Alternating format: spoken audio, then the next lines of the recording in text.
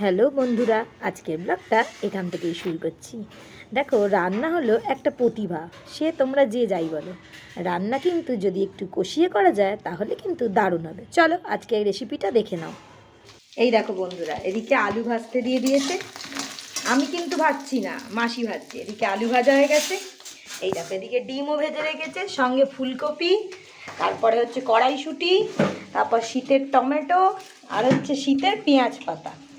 ঠিক আছে, চলো দেখো কিভাবে রান্নাটা হচ্ছে।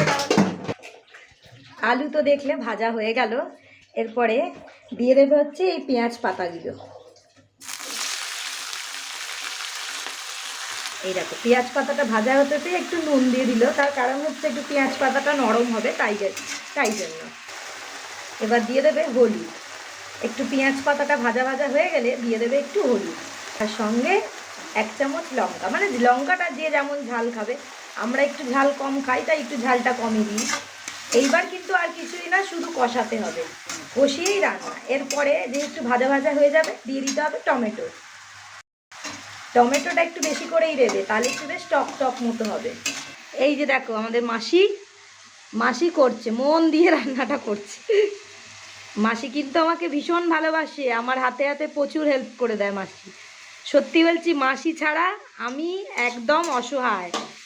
এই দেখো, সব ভাজাভাজি হয়ে গেছে। এবার ফুলকপিটাও দিয়ে দিল। এবার ফুলকপি দিয়ে ভালো করে একটু কষিয়ে নেবে। এই যে এবার আলুগুলো দিয়ে দিল, আলু, কড়াইশুঁটি সমস্ত কিছু দিয়ে ভালো করে কষাবে, মানে ভাজা ভাজা হবে আর কি।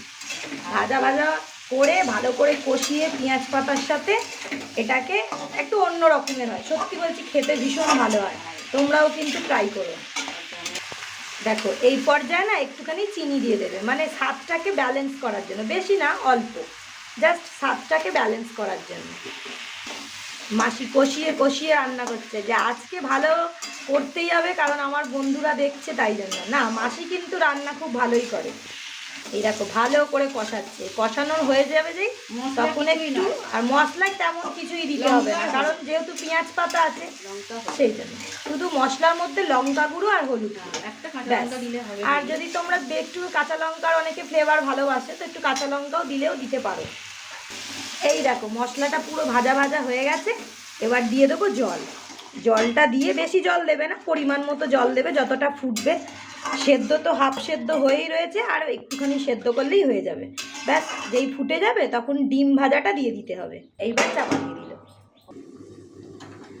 মাসি আর নেই, মাসি তো চলে গেছে কাজে, আমার কাছে দিয়ে গেছে, বলছে তুমি করে নাও লাস্টটুকু।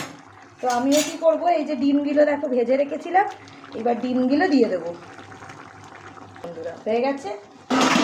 এবার নামাবার আগে একটু ধনেপাতা কুচি দিয়ে দেবে, ব্যাস রেডি। এই যে একটা ডিমের বেশ ভাজার ফ্লেভারটা দারুণ লাগে, তরকারিটা মিশে গিয়ে অসাধারণ লাগে। তোমরাও একবার বানিয়ে দেখতে পারো, খুব ভালো হবে। চলো, আজকের জন্য টাটা। আর আমার এই রেসিপিটা কেমন লাগলো অবশ্যই জানিও কিন্তু আমার কমেন্ট বক্সে। টাটা।